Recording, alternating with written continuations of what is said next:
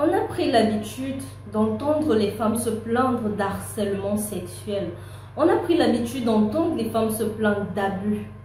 Mais généralement, cela ne concerne pas uniquement les femmes. Il y a des hommes également qui sont victimes d'abus sexuels, victimes d'harcèlement, mais qui malheureusement ne trouvent pas le courage d'en parler, de peur d'être traités de femmes.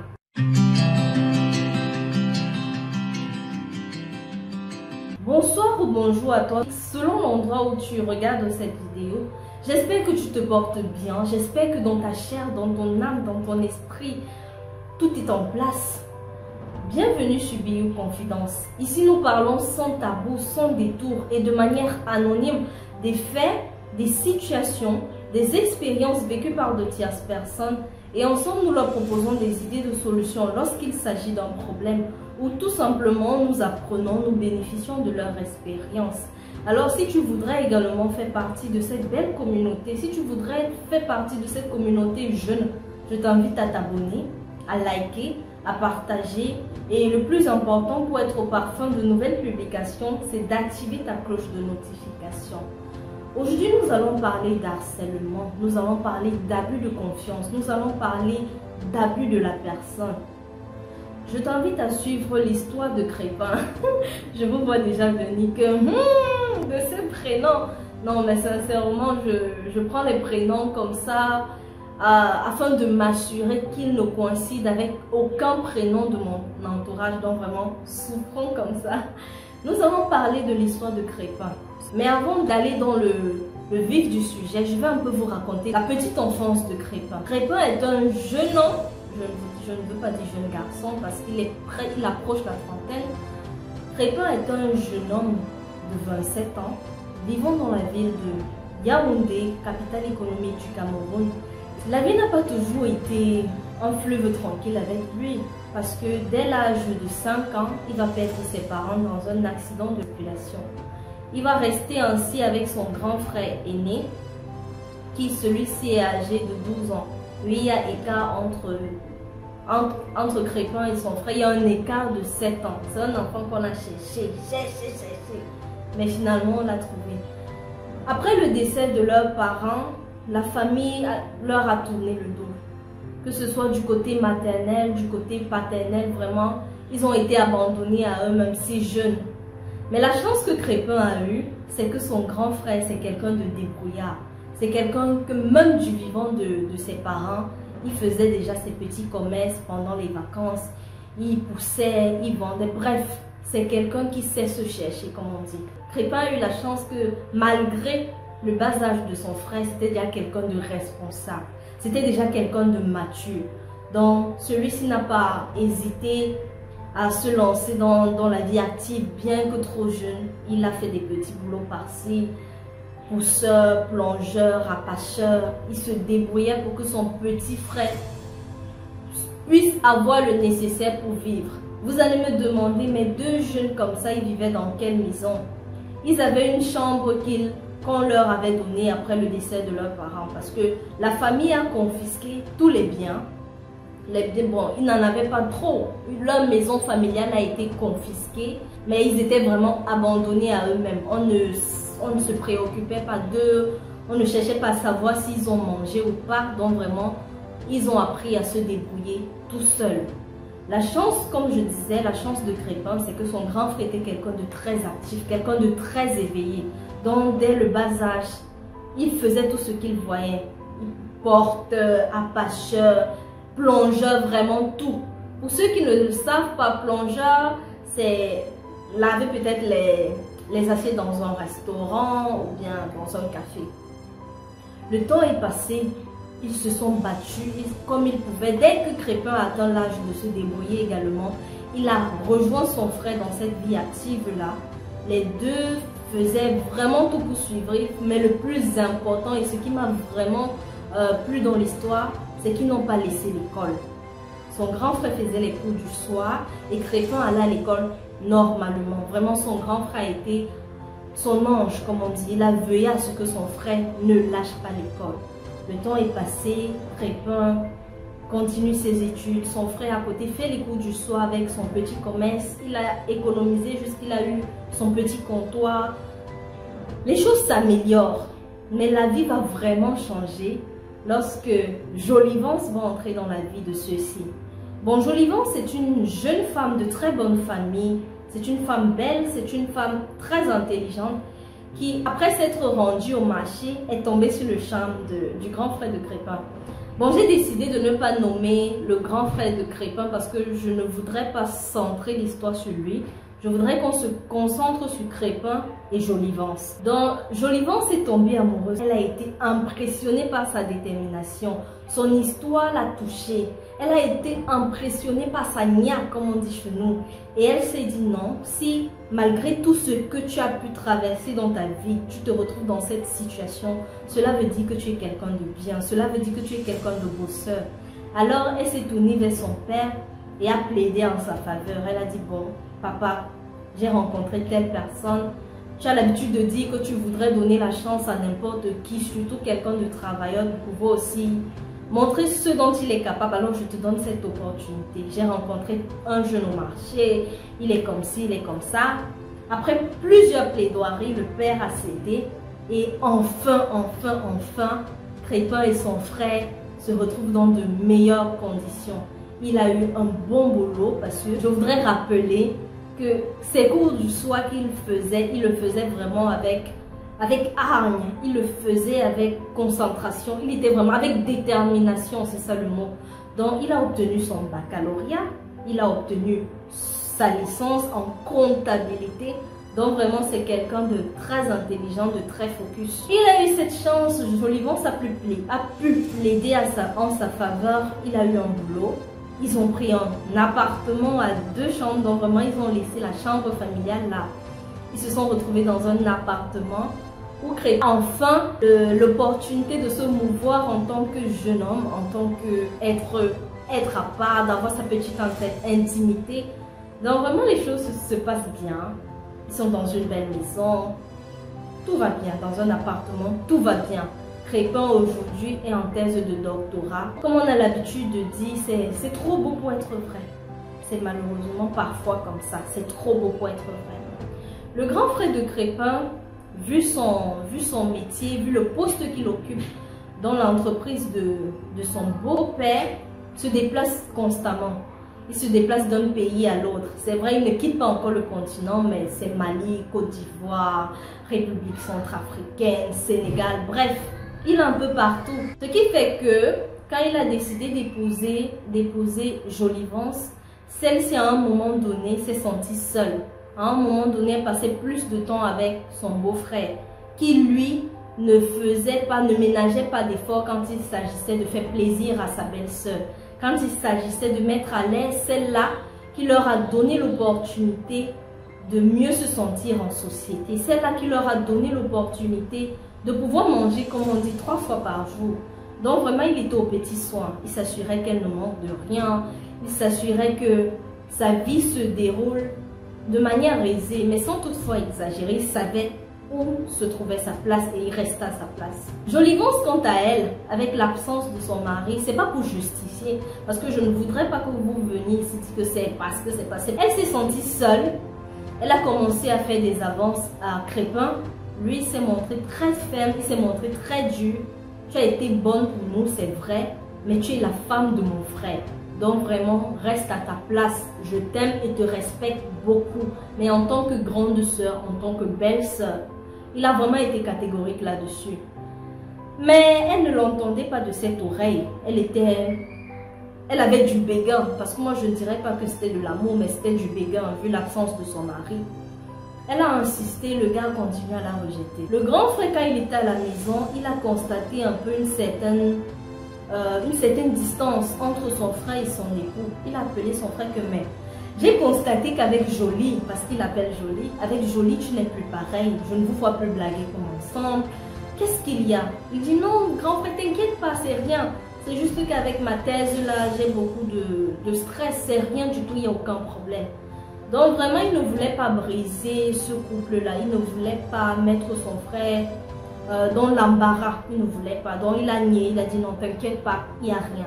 Jolivance, quand son mari était absent, elle s'arrangeait à mettre des tenues légères. Elle s'arrangeait a exposé la majeure partie de son corps pour séduire son beau-frère. Vraiment, elle le mettait très mal à l'aise. C'est arrivé à un niveau, à un moment donné, il allait rester chez un ami, chez un camarade.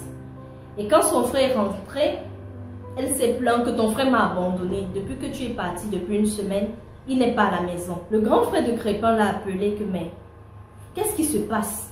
Je quitte la maison, tu laisses ma femme à la maison seule. Moi, je sais que quand je quitte, je suis avec elle. Du coup, je sais qu'elle est en sécurité. Pourquoi est-ce que tu l'as laissée seule? Dit non, grand frère, c'est que il y avait mes réactifs au labo que je devais surveiller de près. T'inquiète pas, je n'ai vraiment pas de problème. Je vais revenir. Je vais juste prendre le temps d'observer tel. Et puis je vais revenir. Vraiment, il n'y a pas de problème. Je m'en excuse d'avance. Et puis le grand frère sait à quel point les études de Crépin sont importantes pour lui. Il a parlé à sa femme que non, voilà ce qui se passe, sois juste patient, ça va, il va soutenir bientôt et tu ne te sentiras plus seule. Mais la go, est-ce qu'elle a entendu? Ça entrait là, pfiou, ça sortait là parce qu'elle avait un objectif bien précis. Elle dit ok, devant son mari, elle fait les plans. Ok, il n'y a pas de problème, ça va. Une fois de plus, son époux est à mission au Ghana et elle est restée à la maison. Elle a cuisiné le plat préféré de Crépin, c'est le macabo écrasé qu'on emballe dans les feuilles de macabo. On fait avec l'huile rouge. On appelle encore ça quoi? Le écoin. C'est ça même, le écoin. Donc Crépin raffole du écoin. Il me dit c'est la nourriture que lorsqu'il mange, les souvenirs qu'il a avec sa maman lui reviennent. Donc vraiment, c'est sa nourriture souvenir. Vous savez, quand on perd un être cher, il y a certains trucs auxquels on se rattache pour ne pas perdre les souvenirs. Là, pour lui, c'est le écoin. Donc, chaque fois qu'il se sent seul, chaque fois qu'il a l'impression que l'amour maternel lui manque, il s'arrange à manger ce plat-là. Et Jolivance le sait.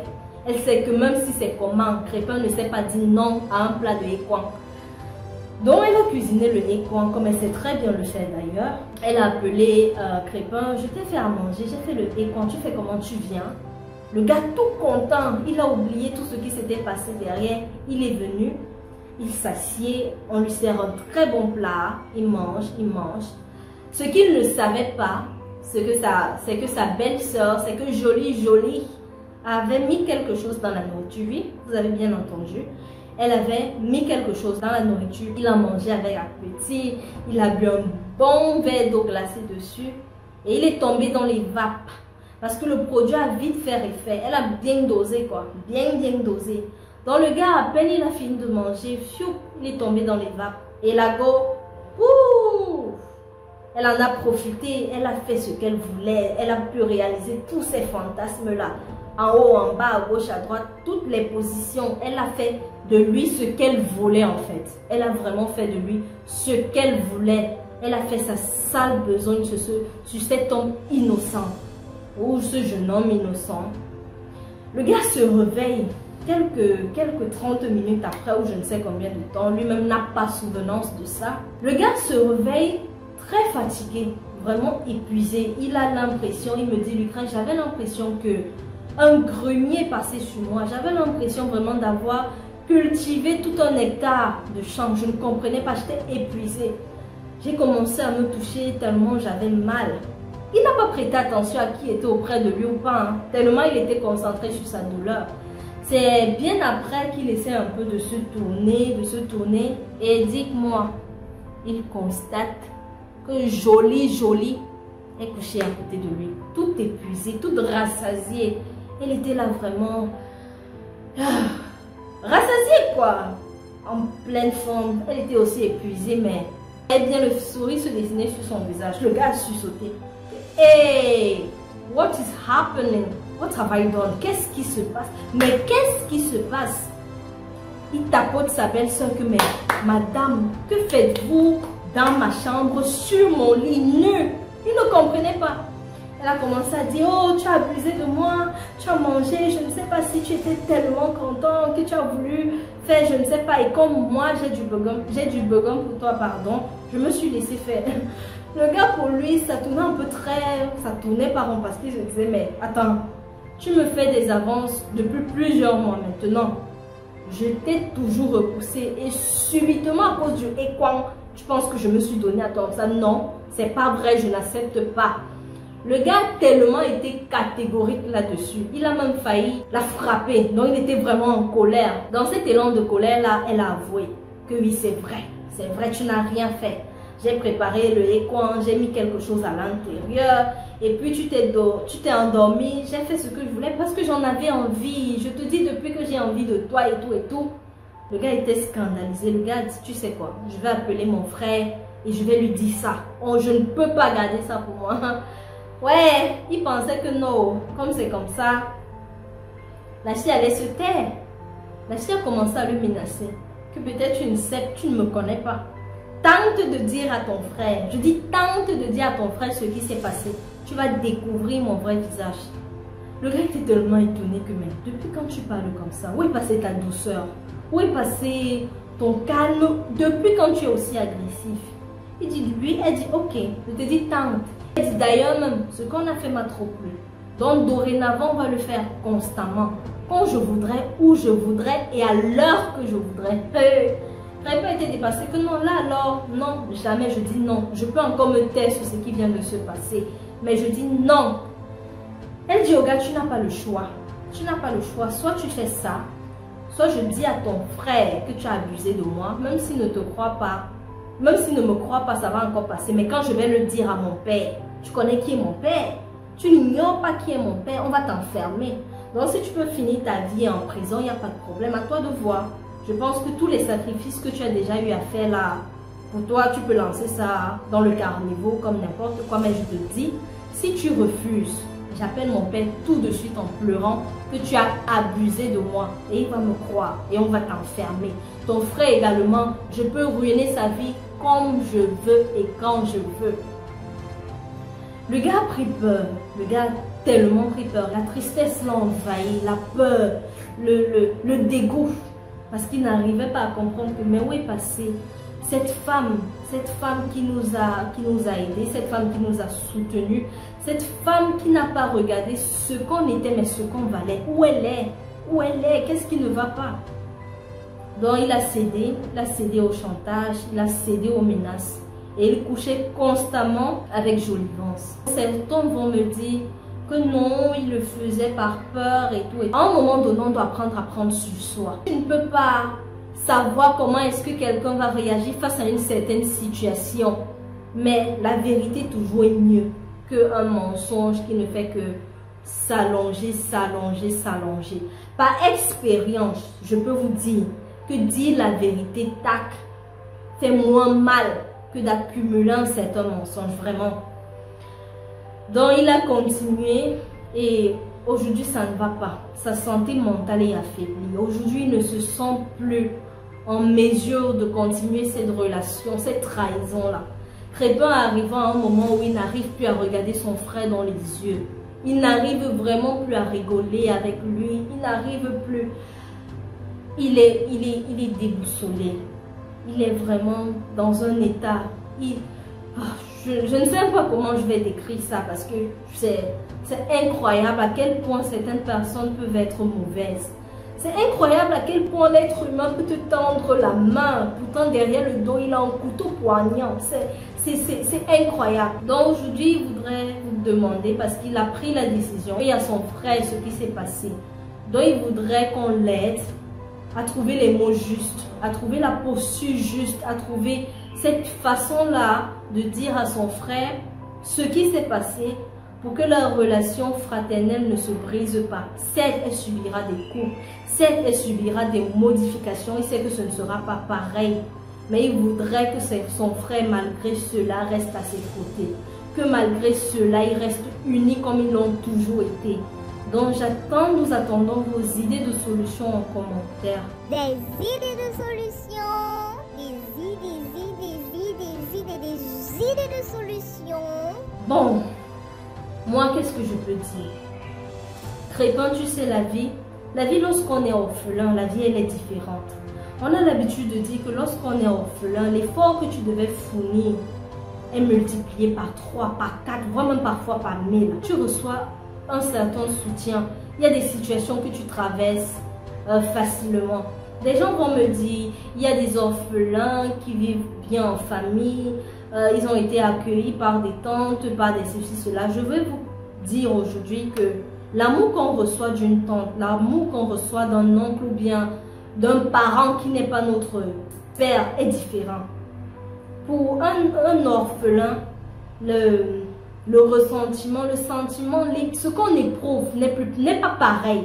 Il aura beau te dire, j'ai été orphelin, mais j'ai été élevé par tel, donc je n'ai pas trop ressenti ce manque-là. C'est faux.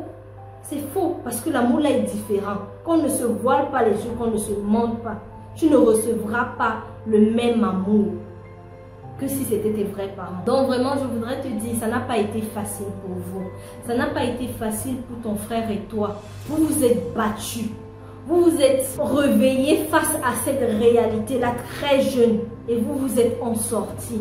Parce que ce n'est pas Jolivance qui a changé votre vie. Non, votre vie était destinée à être changée. Parce que vous l'avez décidé ainsi. Donc je trouve vraiment dommage que dès le départ, tu n'as pas eu confiance en cette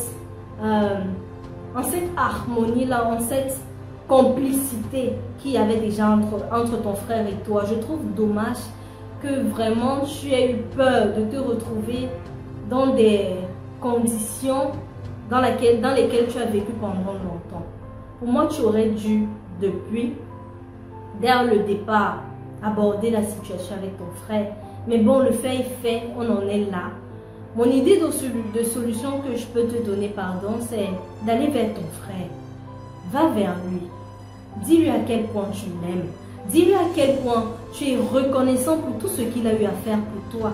Dis-lui à quel point, malgré son jeune âge, c'est ta figure paternelle, c'est ton père.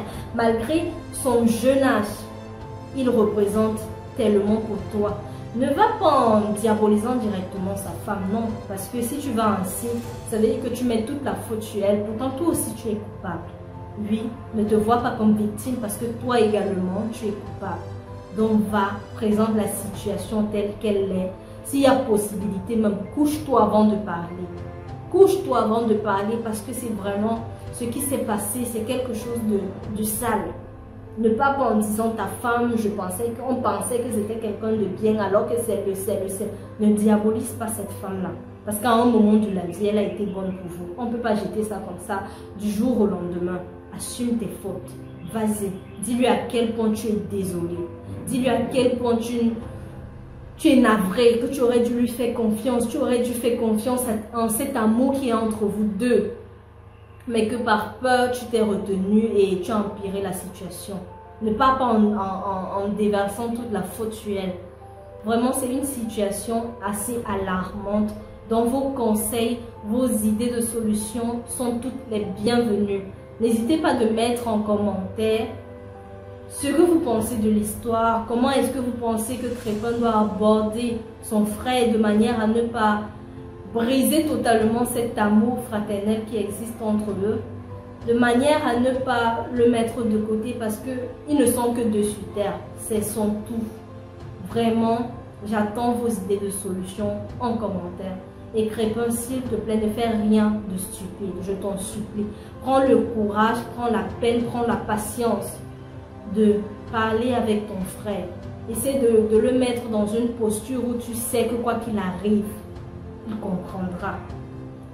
Bon, c'est fini pour aujourd'hui. Nous arrivons à terme de cette confidence. J'espère que l'histoire de Crépin t'aura appris que dans la vie, on ne fait pas confiance à tout le monde. Dans la vie, certes, il y a des gens bons, il y a des gens qui viennent vers nous et nous apportent un plus. Mais comme j'ai l'habitude de dire, soyez attentifs, soyez prévenants. La confiance n'exclut pas la méfiance. C'est pas parce que X ou Y t'a fait ci que tu dois te donner totalement à cette personne. Non. Soyez toujours attentifs. On se voit vendredi prochain pour une nouvelle confidence. De là, portez-vous bien. Ciao.